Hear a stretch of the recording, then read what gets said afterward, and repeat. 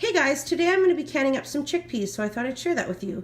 With canning, you always want to make sure that you have everything you're going to need on hand, ready to go. There's nothing worse than having to scramble to find something right in the middle of a canning session. So always make sure you have everything prepared. So here I have all kinds of stuff that I'll show you before we get started.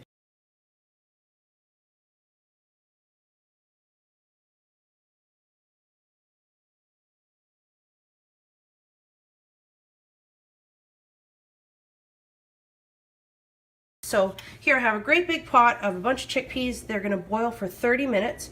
The guideline or the instructions that I'm using are from the, what's it called? The National Center for Home Preservation. I'll link that down below for you guys to check out. So I figured that's oh my goodness, I can't talk today. Good of directions to use as any, right? So there's two ways you can soak beans beforehand. You can soak them overnight in clean, cool water in a cool place for I think it's like 12 or more hours, or you can put them in a big pot, cover them with water, bring them to a boil for 2 minutes, and then let them sit for an hour in the warm water. And that's what I did today because, you know, story of my life, I forgot to soak my beans, as I'm sure everybody's life is like that. Anyways, but now I have them simmering here. I need to turn them up a little bit because they need to be on a gentle boil for 30 minutes before I can pack them into my jars. So here is my canner. I don't actually know how big this canner is. It's an all-American pressure canner with a gauge on it. This was given to me by a family friend, and oh, I'm so grateful for that because these canners they're really, really nice, but they come with a really big price tag. So this canner will hold 18 pint-sized jars. So whatever that means in however many quarts this canner is. But so there's my pressure canner, and here I have my lids and my rings. I do have some boiled water in the kettle here that I'm just going to pour over them to soften them up. I don't boil them or simmer my lids beforehand with pressure or hot water bath canning. I think that is outdated information now. Anyways, I have a clean tea towel and a couple of clean little cloths here that I use for wiping my the rims of my jars before putting the lids on. I have a jar funnel here, a ladle to scoop my beans into my jars. This is a handy little tool that I got last year. It's a little lid lifter, a little magnet on it, but it also has this little end which you can measure your headspace with, and it's nice and thin. You can go ahead and remove air bubbles along the sides of your jar with it, so that's kind of cool. And I have my jar lifting tongs here, an oven mitt, and then I have my 18 pint-sized jars here. They are not sterilized. With pressure canning, you don't need to sterilize your jars beforehand, but they are very clean, and there's no cracks or imperfections in the jars whatsoever. So yeah, nice, clean, but not sterilized jars. For me, I do put a little bit of vinegar in my water that I'm going to process my beans in.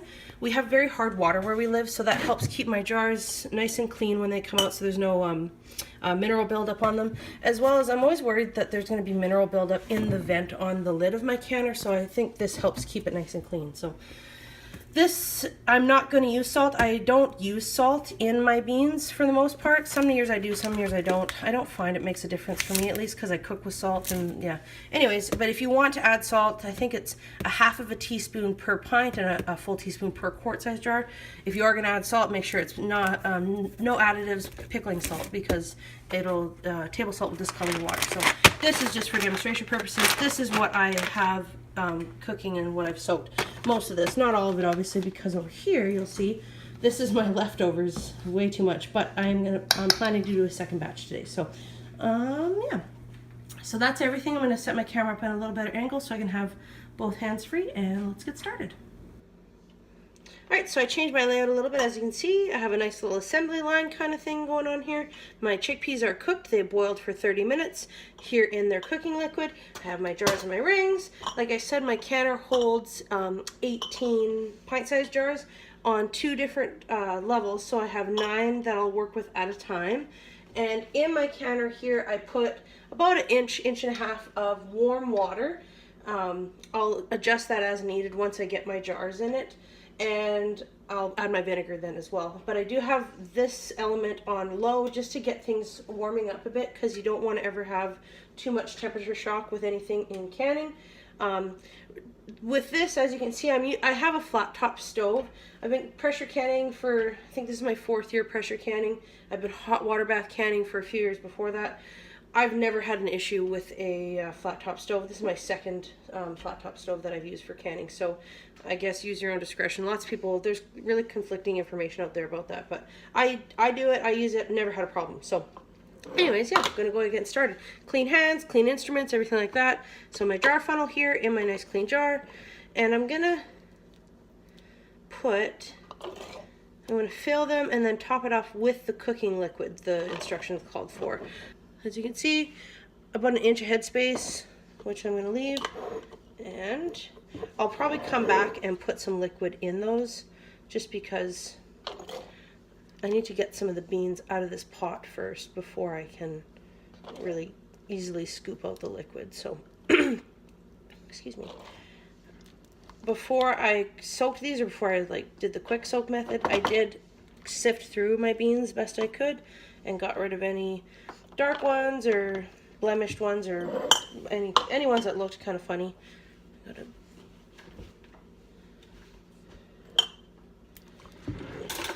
put way too many in here.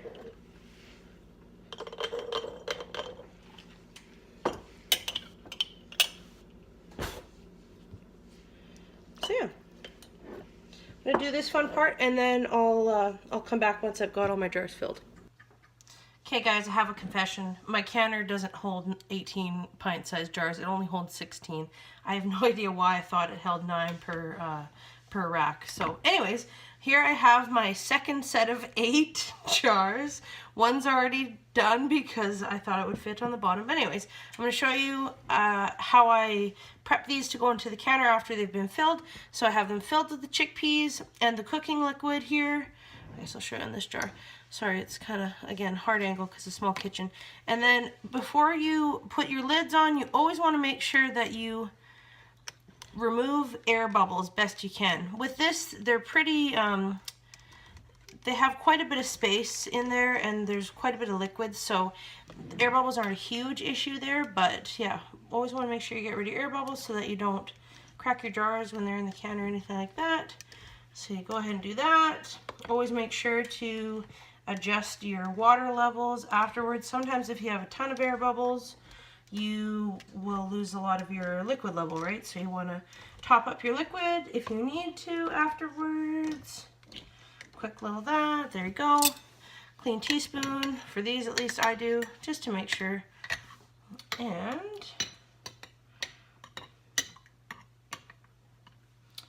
adjust them if you need to. I'll just steal some from ones that are really full, add it to the ones that are not so full, and yeah. And then a nice, one of those clean cloths that I had at the start, dampened with warm water, and I'm going to wipe my rims really well before I put my snap lids and my rings on. The really cool thing about pressure canning that I discovered once I got over my fear and started pressure canning was it's so easy, like it's crazy easy. For any of you that have experience with hot water bath canning but are too afraid to start pressure canning, just try it. Get a pressure canner and try it. Read your manual, watch some YouTube videos. There's tons of great resources out there, tons of great websites. Snap lids on, rings on top. Those obviously fingertip tight. You want them tightened, but not over tightened. Alright, so all my jars are in here now. It's kind of hard to see. I should have probably showed you before I put my top rack full of jars on there. But my bottom rack, once I get my bottom rack full of the jars, I'll check my water level and make sure that there's not too much from the jars displacing the water, and make sure that there's enough. So in this canner, recommended by its manual, it's about 2 inches is where my water line is, and that's with the vinegar that I put in. It's about a half a cup I think I put in. I don't know, I just put a big glug of vinegar in. So yeah, I have my temperature turned up now to high. I'm going to put the camera down because I need both hands for this. I'm going to put my lid on and I'll show you from there. Alright, so I have my lid on here now. With my canner, there's a little mark here on the lid and a mark here on the pot. Set the lid on, turn it so those two meet up, and then I do up all the wing nuts opposite each other. So I'll start with this one and this one at the same time, that one and this one at the same time, and then that one and that one at the same time. And then I'll go back in the same sequence and just make sure that they're all really tight. This is my steam vent. It's open right now. and I want to vent steam out of here for 2 full minutes after steam starts really pouring out of there. So as you can see here, no pressure, and yeah, so I'm just gonna wait for this to start rolling. All right, so it's been 2 minutes, so I'm gonna go ahead and close this. Closed. As you can see, it did not explode. Everything is still safe. The pressure climbs up pretty quickly though, so you do have to keep an eye on it. Like I said, for my elevation, it's 12 pounds of pressure, and these are pint-sized jars, so they need to process for 75 minutes. Right, so I've reached the 12 pounds like I need to. I've lowered my temperature down to kind of medium-low is where I need to set at for my stove.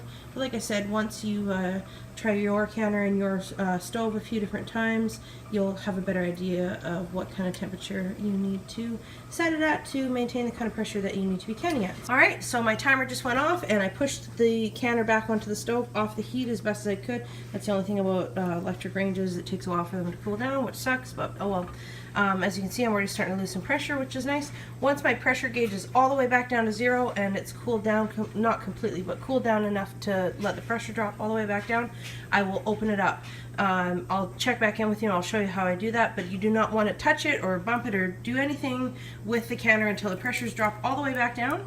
As you can see here, while my first batch was processing, I got set up for my second batch. I'm going to try something a little bit different. I'm going to try and make like a base for hummus, so I'll can the next batch of chickpeas with some lemon juice, salt, and garlic and see how that turns out.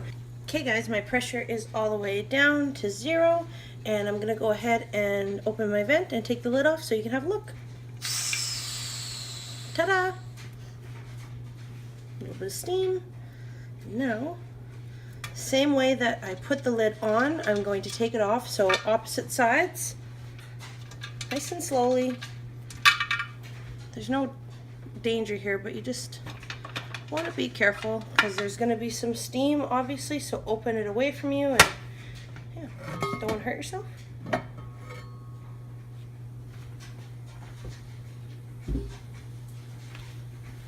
Look at that. You can see down here, just bubbling away. These are very, very, very hot, and yeah, they look like they did all right. I have a little bit of liquid loss in a couple of them, but yeah, they seem to have done well. So alright guys, so the first batch is all out on the counter behind me cooling, and for the second batch I'm not going to go into too much detail here because it's almost identical to the first batch I did, but instead this time I'm adding 1/4 cup of lemon juice, a teaspoon of garlic paste or garlic puree, this stuff here, and a 1/2 teaspoon of salt to each jar, as that kind of attempt at a quick hummus base. And yeah, I'm really excited to see how these turn out. After these have processed at the same for the same amount of time at the same 12 pounds of pressure, I'll take those out and show you all how they turned out. Alright guys, there you have it. Everything's been out of the canner for a couple of hours now. These are cool to the touch. These aren't quite cool to the touch, so I don't want to disturb them too much, but just looking at everything, I'm really happy with how it all turned out. And I'm really excited to give these a try. Obviously, I don't know how well these turned out yet until I try them, but yeah, I'm excited about that. Yeah. I'll let these sit overnight, and then in the morning I'll take the rings off and wash the jars with a little bit of warm soapy water just to get rid of any of the sticky residue or anything on them before I label them and store them down in the root cellar. So yeah, if you have any questions about canning or pressure canning or have any helpful tips to share, or if you've made something like this before and you want to share, please be sure to leave that in the comments down below. As always, if you like the video, be sure to give it a thumbs up. I put out new videos every Wednesday. And yeah, thanks so much for watching.